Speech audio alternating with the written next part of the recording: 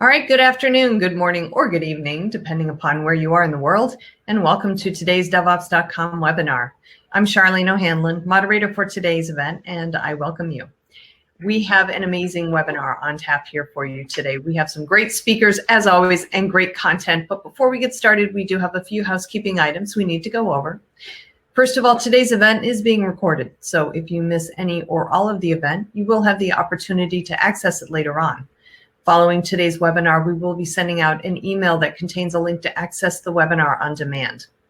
And we are taking questions from the audience. So if at any time during today's presentation you have a question for any of our speakers, please don't wait, don't hesitate. Just use the question and answer tab on your web interface there and submit your question, and we'll try to get to as many as we can near the end of today's webinar. Also, we have 2 polling questions that we'll be pushing out during the webinar, so hopefully we can get everybody engaged with those. And then finally, at the end of today's webinar, we'll be doing a drawing for 4 $25 Amazon gift cards, so please stick around. Hopefully you'll be one of our 4 lucky winners. All right, with that, let's go ahead and kick off today's webinar, which is how to perfect planning with safe VSM and decentralized teams. Our speakers today are Helen Beal, who is Chief Ambassador at DevOps Institute and Ways of Working Coach. Alejandro Debenedet, who is a Safe 5 SPC and DevOps Institute Ambassador. And as always, Jeffrey Keyes, who is VP of Product at Plutora. Thank you all for joining me today. I do appreciate the time. It is an absolute pleasure. Jeff also is a DevOps Institute ambassador. I'm just going to put that out there as well. Okay, all right. I know. I should put that in. She's my boss. She's my boss. All right, I'm going to take myself off camera, put myself on mute, let you guys get to it.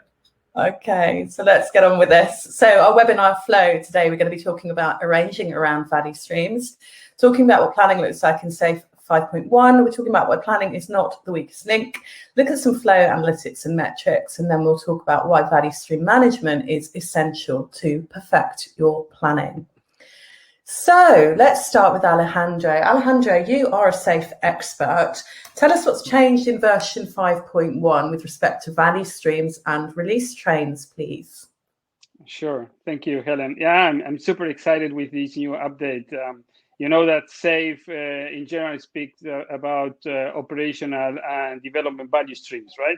But now they give more importance on operational value streams, the customer side of it. It goes mainstream. It has its own label right by the side of business agility. So you can click there and go directly to a paper that explains about it. It's not just part of development value stream.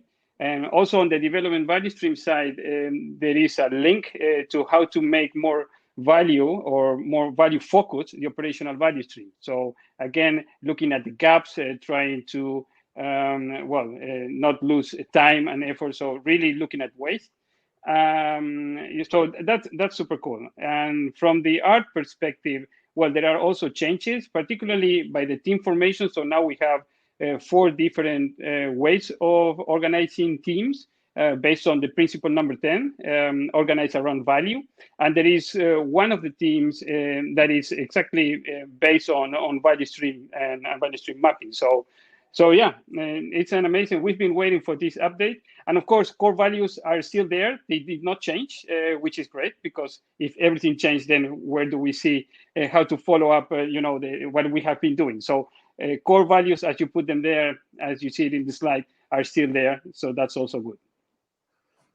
Amazing. So what do organizations need to do or need to change in order to take advantage of these goals that you set out? Is that for me too? I would say that, I would say that is about flow, enterprise agility. You can see it also in this image. When we look at the train, and behind the train, these blue boxes or inclined boxes, that should represent the value stream.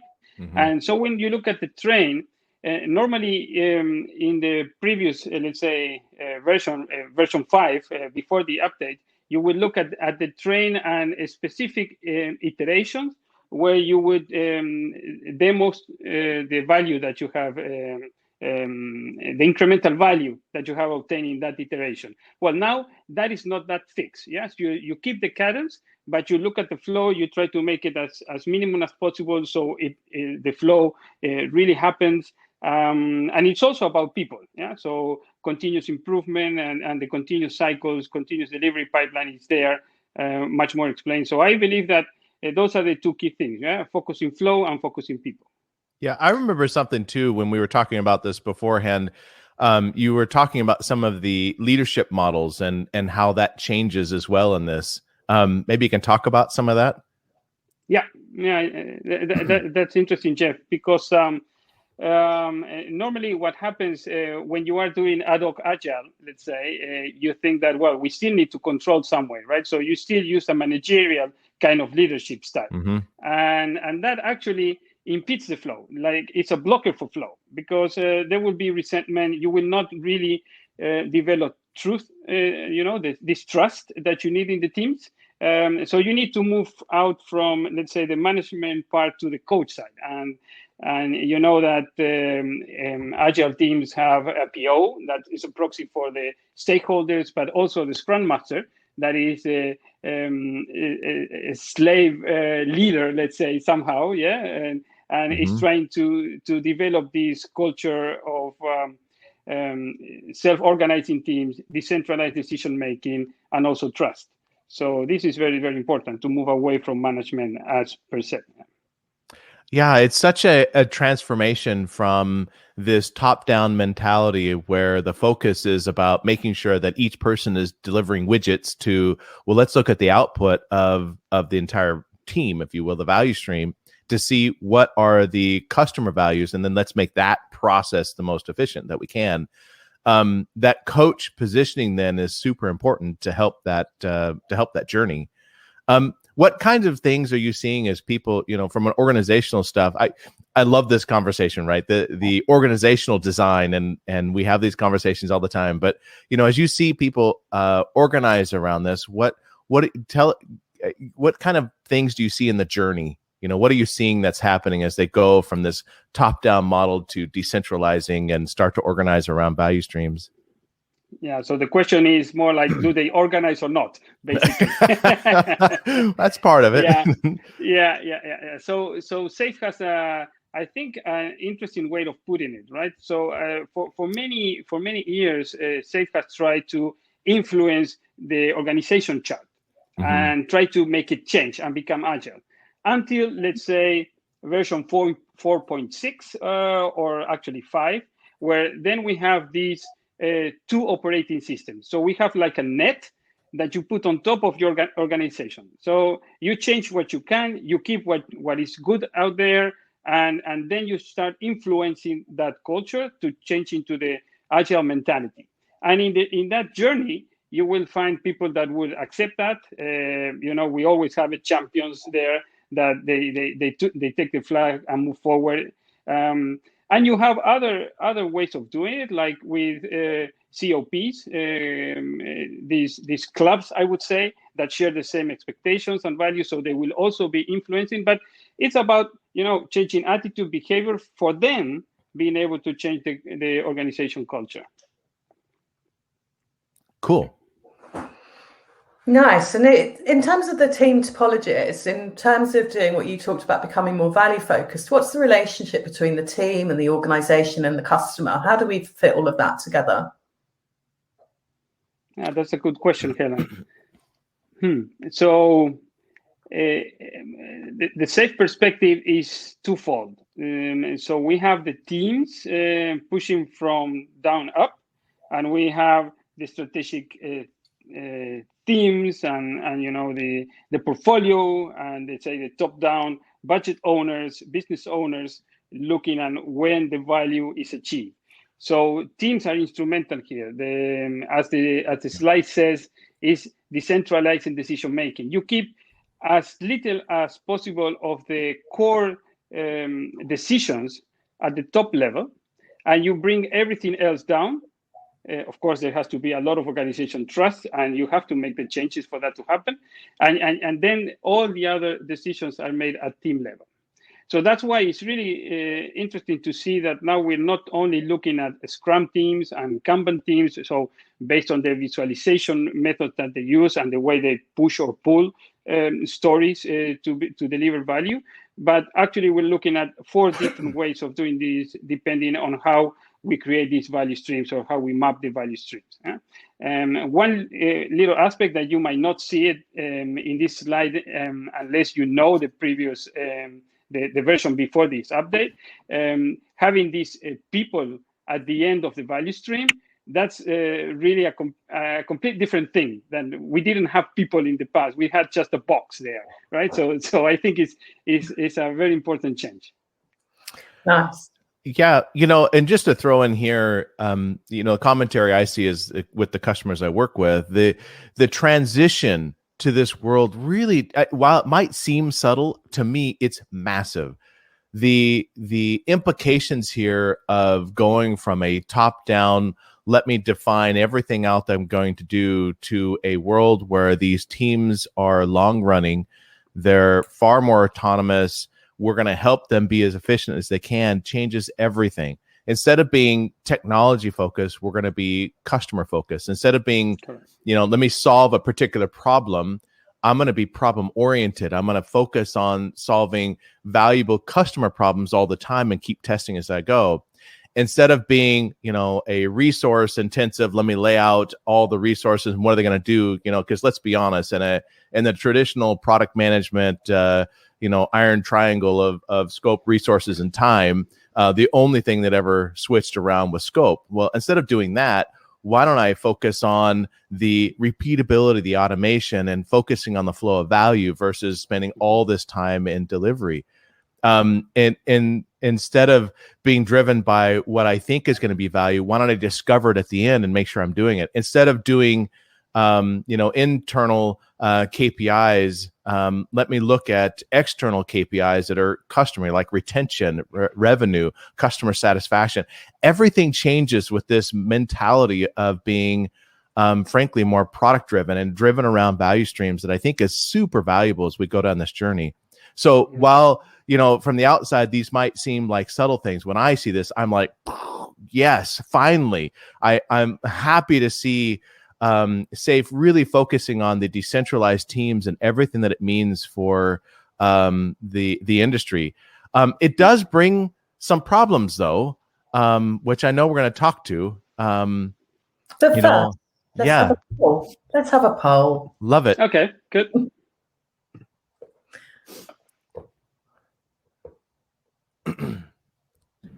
Hey guys, can you hear me? Sorry, my microphone wasn't working there. Sorry. The first poll is out. Everybody can go ahead and make their choice. The question is, are you arranging around value streams? Yes, we are using SAFe. Yes, but not related to SAFe.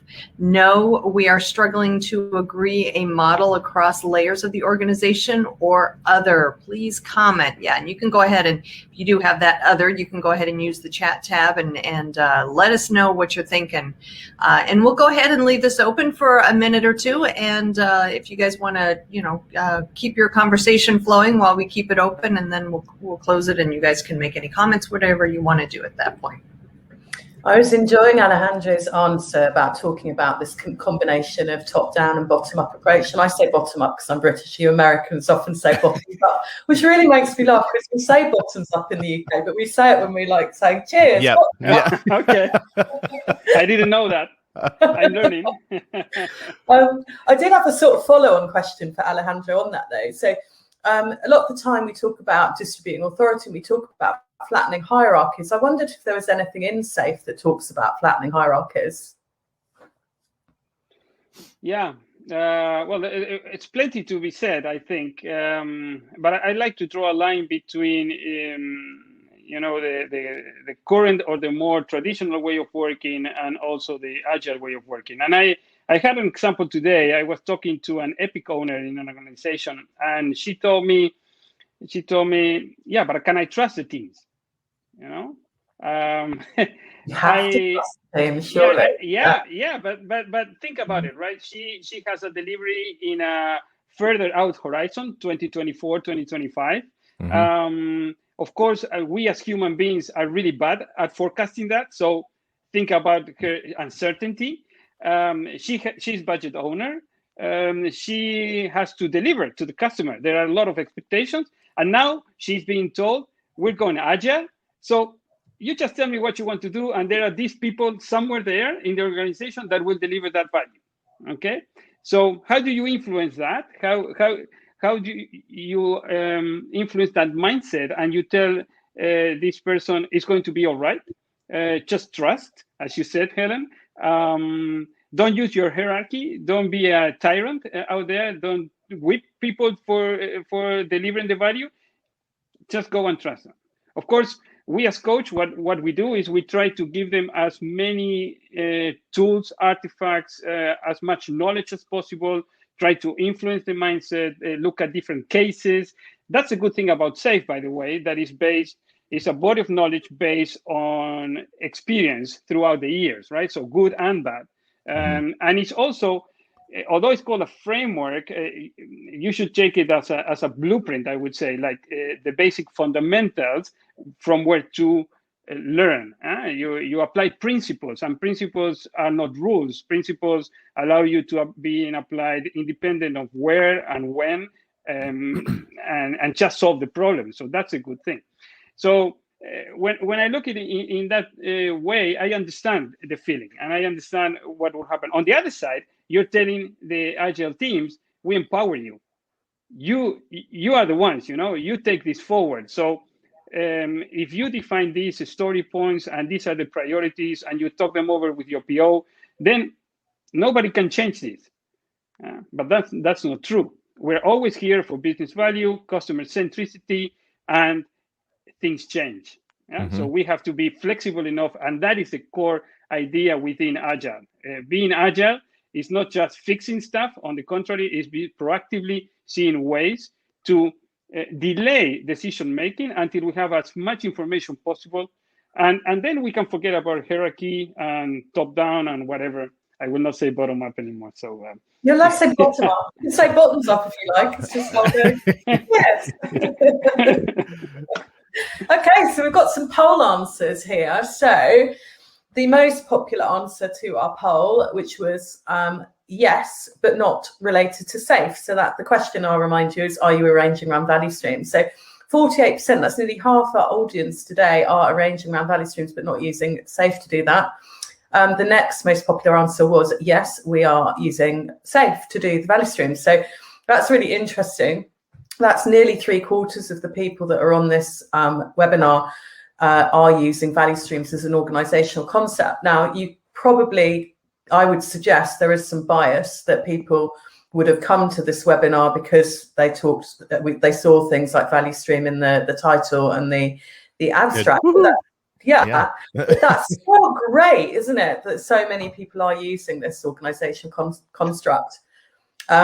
17% said that they were struggling to agree a model, so hopefully they'll have a model to use after this webinar. And then 3% said other, but I couldn't actually see any comments in the chat about what those others were. Any comments from you guys on those polls? Well, what's ironic to me is it was almost a year and a half ago, we did a poll, a broader survey across, I think we had about 270 different organizations saying, hey, are you organizing doing value streams? Are you organizing around value streams? And are you doing value stream management? And I think the answer was about, I'm sure I'm getting these numbers wrong, but it was like in the 70-ish%, like, oh yeah, we're doing value stream management. We're organizing around value streams. There's a question like, well, what is it? And nobody knew. So I wonder if there's still some confusion around what even that means. But I'm confident that people are interested in what it provides. It's a really hot topic, but that's my commentary. Later on, we can do another webinar. From my perspective, Helen, just 1 second about the poll. I think the answer are okay, in the sense, safe means scaling agile, right? So you have to start somewhere, and you don't need to scale until at some point. Maybe you don't even have an organization to scale from. So you can use safe from an essential perspective, and this is basically lean, agile, and other type of principles. Even you can be just start with a Scrum team. Yeah. So that's the thing, and I think it's the answers are quite interesting. They are layering up as you would expect with scaling up safe. Yep. Nice insights. Thanks, guys. So let's talk about these journeys that people are on. So you just gave us a kind of different things, different frameworks there, Alejandro, like Lean and Agile and Scrum, and all these different things that people are adopting in order to improve organizational performance. They all have something in common, right? That's what we're ultimately trying to do, is make sure that we can survive through digital transformation, and our company can continue to operate, hopefully thrive, and we can all continue to pay our mortgages. This is what we're in it for, right? Keeping the wheels of capitalism moving. But the reality is that in the organization, there are different teams at different stages, different capabilities. So what this slide is saying is we've got our 3 teams, and we've got Team A, who were doing waterfall a long time ago, and then they started experimenting with Agile and Scrum, and then they adopted Safe, and now they've moved into DevOps ways of working. So they're probably our most advanced team on that particular slide. But there's a lot of trouble with transition, right? These journeys, getting from one stage to another, all being at different paces. So what happens when different teams are doing different things? And Jeff, do you want to start us up on that one, and then we'll pass to Alejandro? Yeah, absolutely. Well, let me answer another question, just because it's reality. It's okay and expected that different teams are going to go at different accelerations, if you will, down this transformation process. It's okay. In fact, it's expected. You're going to have different levels of investment, different levels of risk allowance, different leadership in the team, different technologies, and all of these things combine to impact the acceleration, if you will, of the journey towards a more agile and DevOps way of working. And Safe, from my perspective, is a fantastic way to get started, and a fantastic way to sort of get the machine operating from a pure waterfall model. The problem that you run into now is, how do you manage across this? I mean, there's so many different issues that come. The first being, when we're back in this top-down approach, and leadership says do X, and then all the teams go out and then lay out these big projects. Awesome. And now what we've done is we've taken these big teams that are fairly monolithic, broken them down into lots more teams, and said, okay, everybody, run yourselves. You're good. Go make it happen. And now you've got really smart people, the right thing to do. And now they're doing crazy fast stuff, but good luck now trying to figure out what's going on.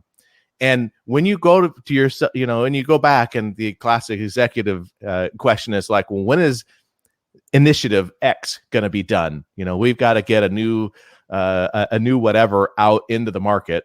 How do you actually know? And so the problem on this journey, what does it actually mean is having some ability to predict, have some kind of track record of what's going on, coordinate across teams. You still got dependencies. And now, granted, if every team is doing Safe, you have a model for dealing with that.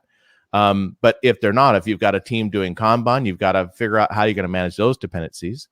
You need some way to really span these so that you can end up, and have some kind of confidence of when you're going to end up with what, and understand the dependencies and end up with the right quality, delivering ultimately value to that customer.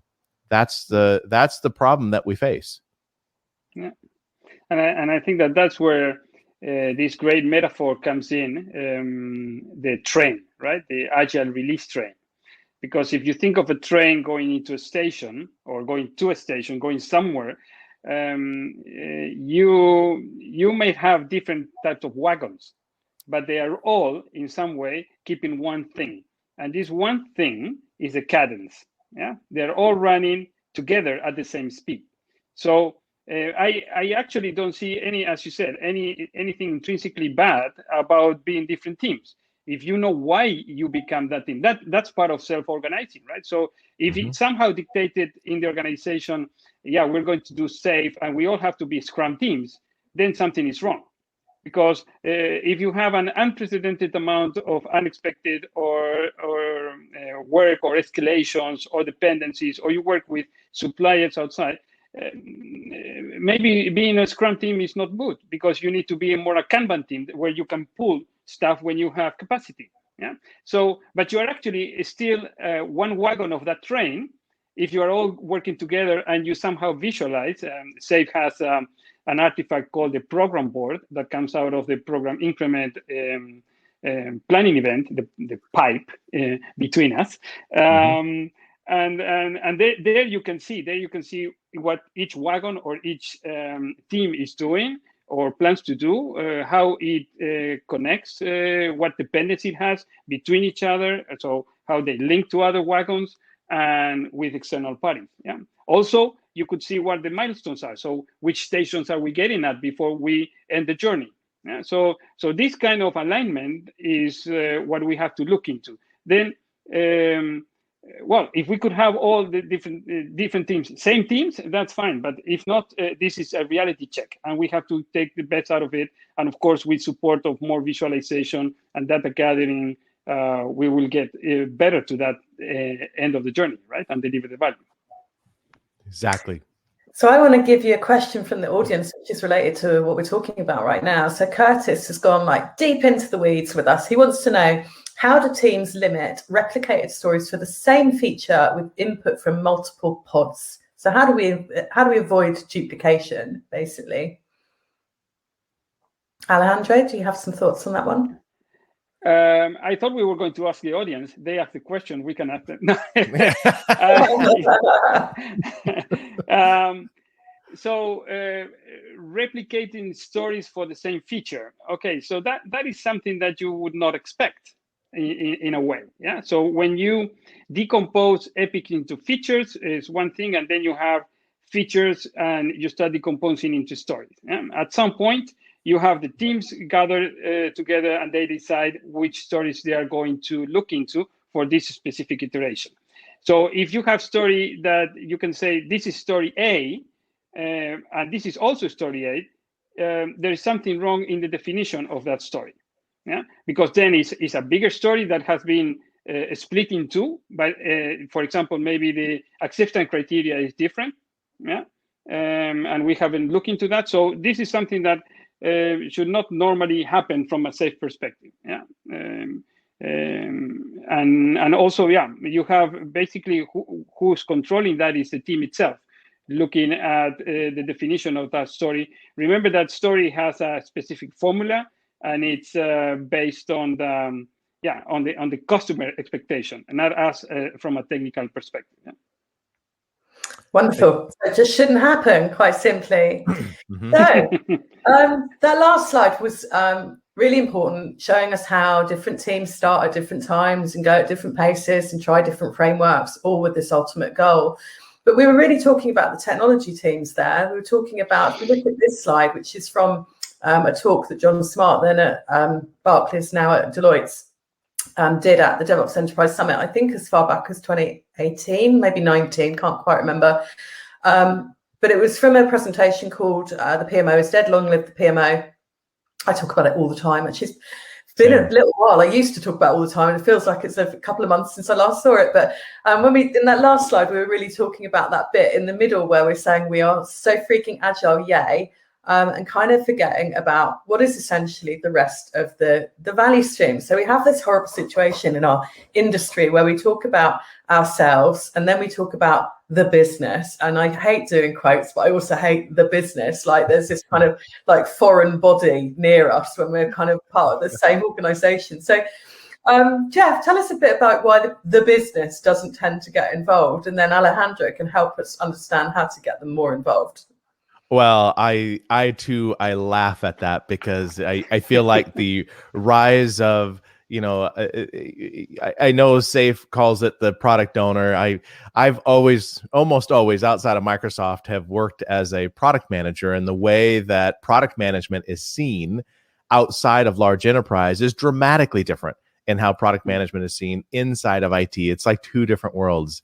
And to think that there's the business and IT is back to that thinking of there's a top-down approach and they're going to tell IT what to do. It's like, no. What you really want are really strong product management. They are the business. They are the ones that are going to be super close to the customer. They're going to help with, might have product owners. They might dual role being product owners as well. It doesn't matter. But at the end of the day, they're the business. And their ultimate goal is value delivery to the customers. What's fascinating about this is that as we go down this SAFe journey or any journey of Agile, and when we organize around value streams, we have to think of the value stream as being from idea all the way to getting it, delivering value and customer realized value. Well, if the beginning of that is, I had an idea and I had an idea on the backlog, you're missing the point. You got to go all the way back up that if your team is durable and long funded, now product management is driving that vision. All the way from this, this ever continuous exploration process, which again, SAFe accounts for. But don't think of it as like, okay, I'm going to do this process of grooming my backlog and getting things in. If you came here from a SAFe perspective, for example, thinking I'm going to learn this little trick about how to groom my backlog better, you're missing the point. The point is if you have value stream oriented thinking, the idea triaging, the customer experiences, the validation, all of that is happening before you're going through the process of development, but it's happening much, much closer to the development process, not months, not quarterly, not annually. It's continuous, and it's an exploration process of experimentation and validation and incorporating that entirely into the Agile side. And then, of course, on the other end of including that into the delivery so that you can, once the idea is created, that you're getting it into customers' hand and realizing the value as quickly as possible. How fast can that go? How automated? How many deployments does it take? All these things come into play. Super important. So I know I expand on your question, Helen, of how does the business not get involved? But as soon as that mindset clicks, it's like, oh, wait a minute. I'm not waiting for someone to tell me what to do. We are driving this. We're doing it. It's us, the team. You've now hit the point. That's how you align the business with IT, because IT becomes the business. Alejandro, what would you like to add? I love it. What can I say? Right on the point, Jeff. Yet I would say that in this for this answer, SAFe gets a little bit political. Yeah, can I use that word? You can. Into politics. So when you have the program increment, the PI planning event, the first opportunity you give is to the business to present the vision, right? Mm-hmm. So that is SAFe allows that because it's trying to align with the business, and the way to do that is a little bit to compromise. Yeah, definitely. Could the PM do that? Of course. Yeah, the PM influences that. An epic owner that is looking at all these way into multiple years and multiple PIs. It has a very clear idea where we're going on that. But yet, you see this in the agenda.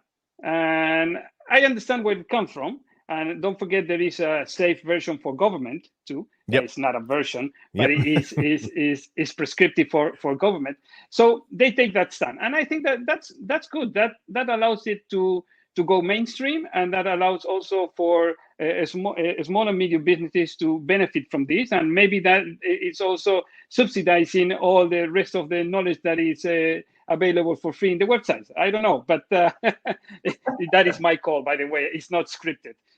But I think it's important to realize that it's also, you will find that also in SAFe. Another poll. Charlene, take it away. Yeah, so we do have the second poll available to you to go ahead and make your choice. The question is, if you are using an Agile at scale technique, what is the biggest problem you are having at the moment? You can choose from people are still using spreadsheets, leadership support is lacking, we have too many dependencies, we are being too rigid in our implementation or other. You can go ahead and put your comments in the chat for that one. And as before, I will leave the polling question open for a minute or two and let everybody go ahead and make your choices. And real quick, before I let you guys get back to your conversation, I just want to quickly remind the audience that if you do have a question, go ahead and use your Q&A tab and submit your question, and we will try to get to as many as we can. Hopefully we'll have a few minutes near the end of today's webinar to go over those. So I'm going to, as I said, just leave the polling question open, but you guys can go ahead and continue on with your conversation. And after about a minute or so, I'll close the poll out. Thanks, Charlene. So I have a question for you. Jeff, maybe, although both of you might have an opinion. What is the difference between a product manager and a product owner? Alejandro, I'll let you take that one first, and I'll augment on it. I was going to close the camera. No, so I think that the simple answer to that is that from the safe perspective, the PO is closer to the team, is looking inside the team, so it's a proxy for the stakeholder, and because he's or she is always available, it's easier to get answers and to understand better the story. It has also some responsibilities, like for example, in every iteration review planning, he or she is the one reading the stories and getting the agreement of the team. So it's more, let's say, an internal or inside job with the team for the PO perspective. From the product management, is more focusing at the art level, at the train level. Yeah. So, for example, the PO sync is something that is the PM would be responsible for. By the way, it could be that for more complex environments, you don't have a PM, but you have a body, a group of PMs looking into the same train. Yeah, so that gives other responsibilities. And it's a little bit, from a team perspective, it seemed like an escalation opportunity, right? So it's not that close to the team. And then you have, of course, the next levels, solution, epic owners, etc. Yeah, my response to that is perfectly spot on. And if you're doing safe, but yet there's so many definitions of how this works. When I was at Microsoft, the role was called program management, and in essence, it's a mini feature owner, and you play the role of driving the features internally as well as with the customers. In classic small companies, a product manager is a area of functionality and value owner, and their responsibility is ultimately that, to deliver customer value. And I like the terminology of, it's the ultimate responsibility with no authority, meaning nobody reports to you. Dev doesn't report to you. Test doesn't report to you. User experience doesn't report to you. But yet, if any of those things are wrong, it's your fault. So you better figure it out and make sure you deliver the right things. I think there is a transition happening right now where there is, my prediction, just Jeff Kai's, I think there's the rise of a product manager where, like I said before, IT will see product management grow from where it has, what the small cloud native companies treat product managers. Because, as a product manager at Plutora, it's a very different role than if I was a product manager at, Bank of America, for example. I get to enjoy my association for... What's that? Sorry, I didn't mean to interrupt you. Are we ready to look at the poll? Do you want to finish off what you were saying? Sorry, yes. Yeah. My association with quote unquote the business is I'm pitching my leadership on ideas that I want to do, and I'm pitching for investment for things that I think will have a return and increase customer value and improve customer adoption, expansion, improve revenue, and improve customer satisfaction. That's my job. So you're running with innovation then. You are influencing for innovation. I love that. Sorry, Helen. Right, let's look at our poll, guys. I'm going to keep us on track today. So yes, going to be very happy. So reminder, the question we asked was, if you are using an Agile at scale technique, what is the biggest problem you are having at the moment? And the most popular answer with 44%, we have too many dependencies. Ta-da! As anticipated. The next answer was other, and actually we've got lots of chatter going on, so thanks audience for making this extra fun for us. Paul says it's a toss-up between dependencies and rigid implementation. Mm-hmm. Curtis says it's too many initiatives. The business has asked for too many features, and he's put a great little emoticon in there as well, or emoji. Sergey says still using spreadsheets and lack of clear direction with Agile. Roses, mine's a toss-up with spreadsheets versus cross-team dependencies. And Sergey's also commented that he sees a lot of organizations that try to scale Agile when they aren't very good at Agile at a small scale. So when they scale, their existing issues are amplified. Alejandro. No, that's true. That's right on the spot. Yeah. So you cannot scale if you don't have a good foundation, and probably that may not even be about the artifacts that you use or the rituals. It's just basic human nature that you have to work with first. Yeah. Yeah. Right. So.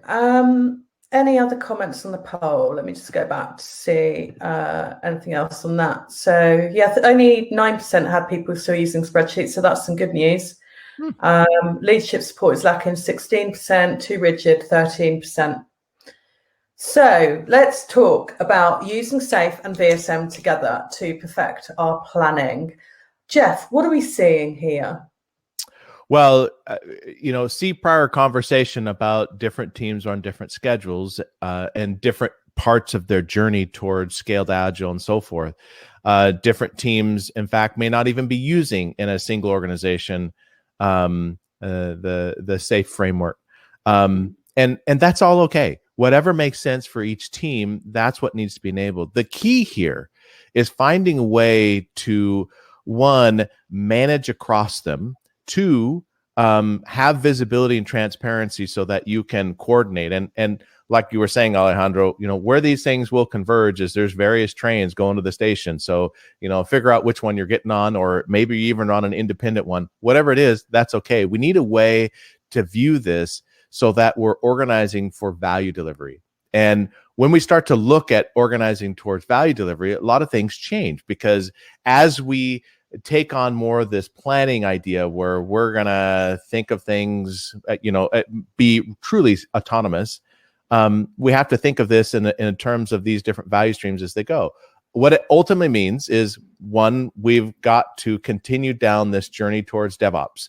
Decomposing from an architectural and a functional perspective is the key. Break these dependencies. You're never, ever going to get so good at managing them that the problems go away. Recognize that you've got a way to have these value streams go forward independently, and that's okay too. That's the ultimate goal. Every value stream is completely independent and can be delivered. Side story there. We're out visiting Amazon, and I remember being blown away as they described a single purchase page on Amazon.com being composed of nearly 100 different teams, from the catalog to the purchase, transact, promotions fitting in, the actual user experience, the historical. Massive, and they're all independent, authentication and everything.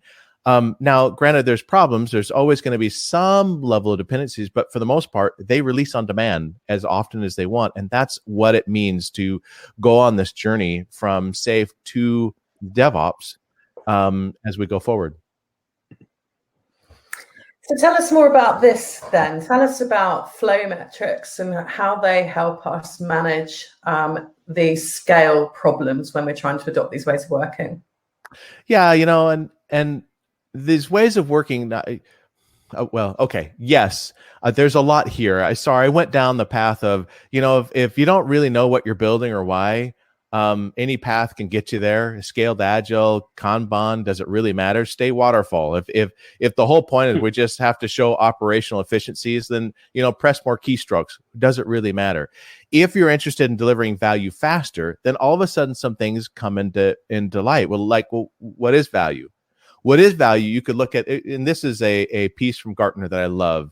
Peter Hyde did a fantastic job sort of outlining this from 3 different levels.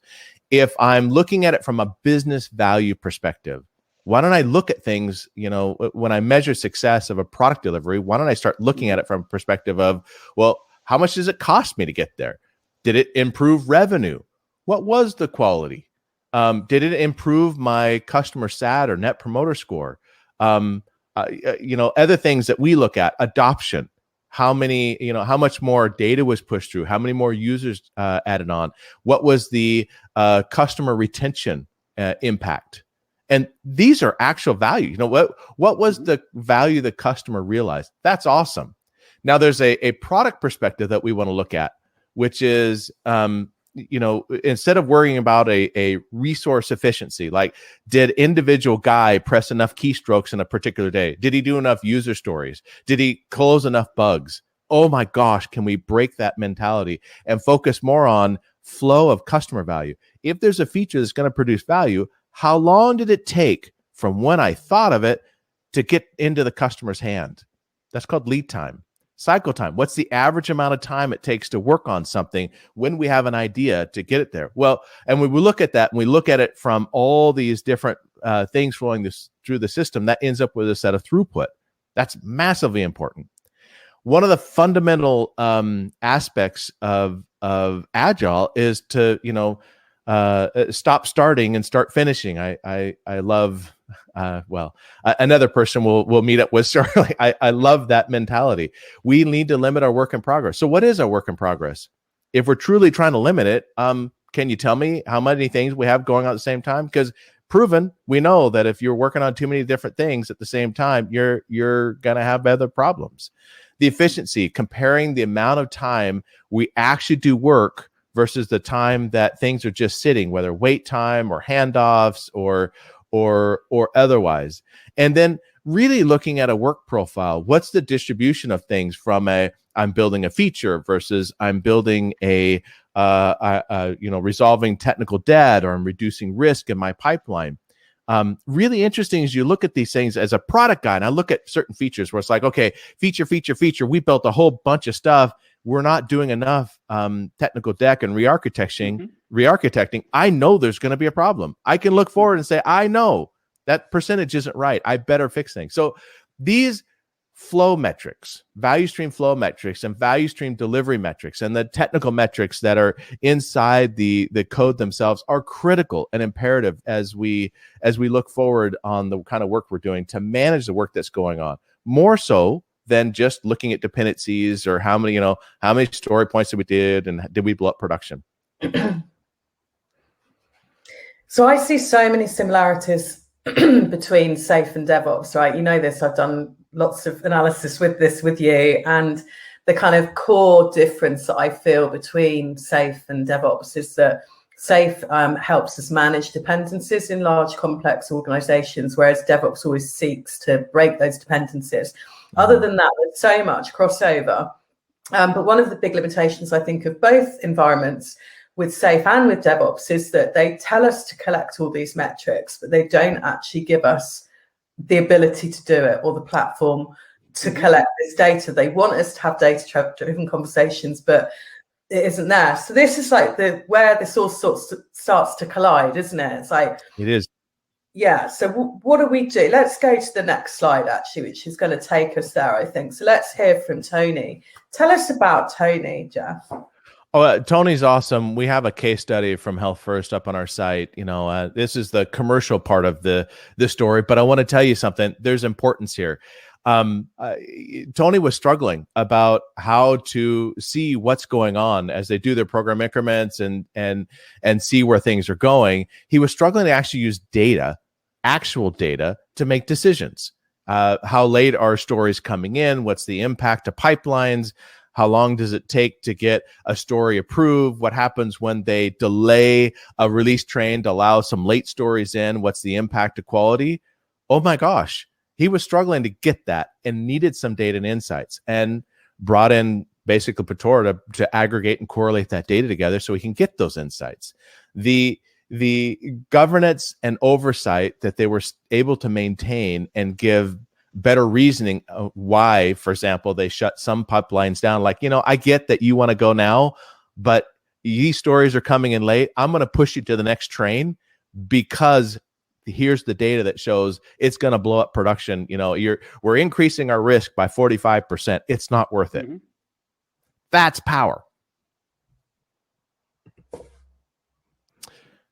Yeah, I guess we're running out of time. So when you think about value stream management, there's 4 core problems that it looks to solve and address. I'm just going to touch on these briefly and then tell you a couple things. But basically, without value stream management, you don't have visibility in the pipelines. You can't see what's happening from idea to production.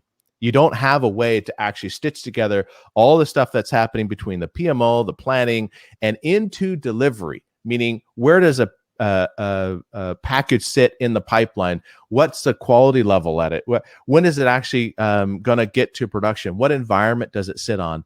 What date is it expected to deploy? You might see some release trains, but you can't really trace it all the way through. You can't see the dependencies across them. Is the next problem, where you're correlating these different pipelines together and saying, okay, I can't see what's happening in one pipeline. I can't see what's happening across the portfolio.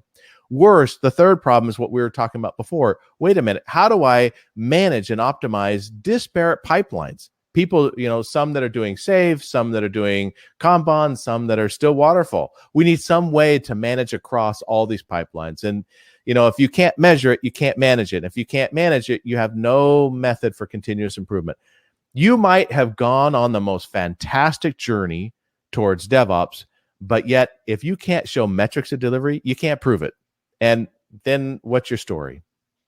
Let's hit the next slide. As you look at the various methodologies that are going on, you need truly a way to be able to bring these things together and bring the data in and from a multidimensional point of view, regardless of whatever tools or techniques that are being used, and centralize and standardize so that you can see each of these pipelines wherever they are in their journey, to understand the release trains that are there. So you have one view. Here's all my release trains. It's great. Here's every team that's getting in there, and still have the ability to provide governance. One more slide.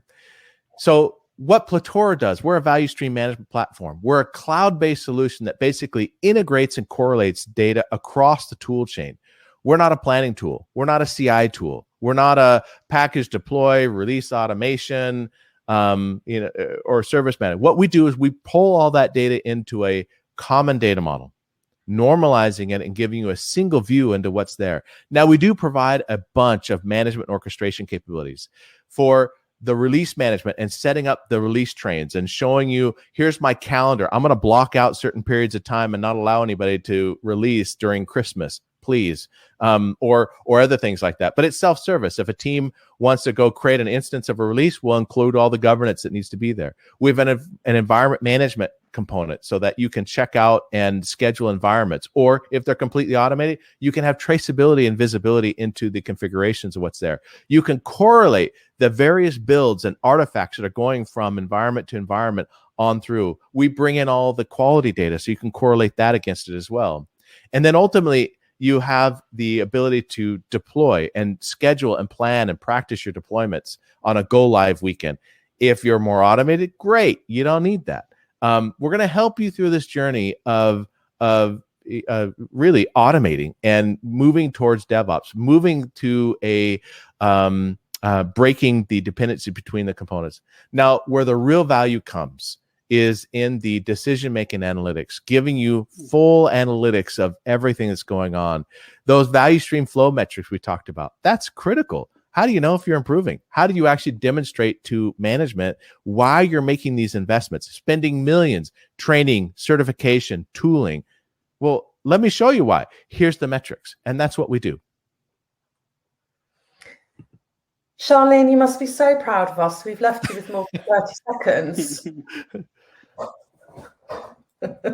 Where is she? I honestly am speechless at this moment. I'm so not used to actually having extra time here.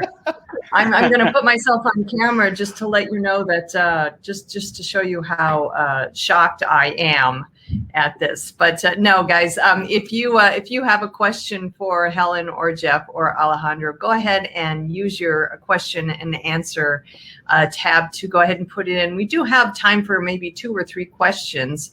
And I think you guys actually already addressed Curtis's question, which is how do teams replicate stories? same features. So, we do have a lot of really great comments from folks. Sergey did say, I see a lot of organizations that try to scale Agile when they aren't very good at Agile at a small scale. Mm-hmm. So when they scale, their existing issues are amplified. Maybe you guys want to kind of talk a little bit about that. Give us your thoughts on that. I think we looked at it really briefly earlier, and the one question that I wanted to ask as a follow-up question to the crew was, what are those typical problems that people haven't resolved before they try to scale? What are the common issues that we see? Well, I'm going to throw one in just because I gotta. Everybody forgets about environments, and it is a disaster. If you think today about your environment solutions, what are you doing for your test environments, your non-prod? How are you handling that? If you're all Kubernetes and immutable environments and it's all good to go, no problem. Ignore everything I'm saying. If you're not, who tracks what's there? Who tracks what configurations in there? Who tracks who's using them? Who tracks if there's a load test on one or misconfiguration components that could completely invalidate some of the user acceptings or integration testing? Talk about the Achilles heel of this whole transformation. That's a common problem. We've got a great question just coming from Gautam, which I'm going to pick up myself and then follow up with. The question is there a maturity model for VSM? So the first thing I'm going to say is let's not talk about maturity models. Let's refer to one of our titles. It's page 9, and it explains why we talk about capability, not maturity. And then my answer to this is there's going to be some big news on March the 3rd. So keep your eyes out, because questions like that will have a place to live and a place to be answered. So keep your eye on DevOps.com on March 3rd to find out what's happening in that space. Jeff, did you want to add anything? We've got another question from Curtis that we could go to if you'd prefer. Looking, hang on. Oh, there's as a product manager, how much should be slotted for technical debt? 20%, 30%? That's a great question. It depends. If you're all, do you have performance problems? Do you have security problems? Or you have system crashing? What is your current rate of failure in your deployments? What does it look like as you go to customers in customer adoption?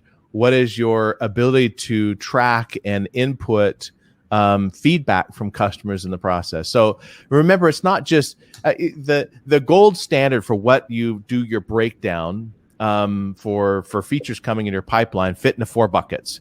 You got technical debt, sure, and you have risk.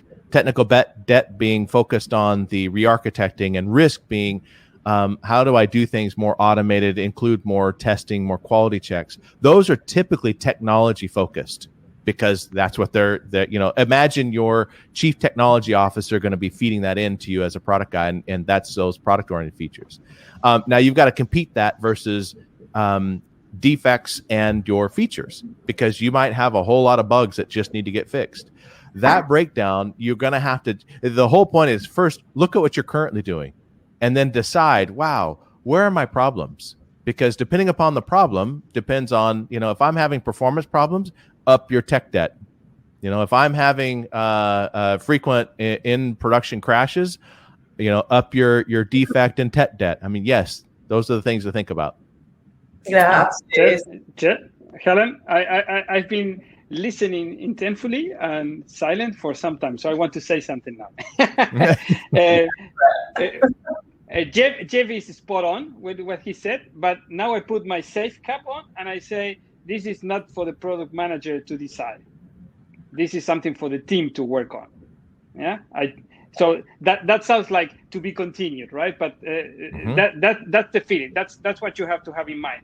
So the team is more than the sum of its individuals, right? The team has a superpower by becoming a team and looking in things like the one that's been asked. Lovely. Thanks, Alejandro. I think we're going to have to wrap it up there. Paul, we have a question from you that we haven't got to. We will follow up with you afterwards. Over to Charlene. All right. Thanks, Helen. Yeah, lots of really, really great questions. So thank you to everybody who did submit questions. And just a quick reminder, today's event has been recorded. So if you missed any or all of it, you will have the opportunity to access it later on. Following today's webinar, we are going to be sending out an email that contains a link to access the webinar on demand. And the webinar is also going to be living on the devops.com website. So you can go look for it there. Just go to devops.com/webinars, look in the on-demand section, and it should be right there waiting for you. Okay, real quick, we're just going to zip right through these Amazon gift card drawings. Our winners today are Jorge G. Congratulations, Jorge. Karen B. Congratulations, Karen. Brendan B. Congratulations, Brendan. And Tara A. Congratulations, Tara. Guys, check your inbox for information on your Amazon gift card. If you don't see something there in your inbox, please check your spam folder. Helen, Alejandro, Jeff, thank you all again. So what a great presentation. As always, you guys have such great conversations. I always enjoy hearing it. So thank you. Thank you, all three of you. Thank you. Great stuff. All right. Also want to thank the audience for joining me today. This is Charlene O'Hanlon, and I'm signing off. Have a great day, everybody, and please stay safe.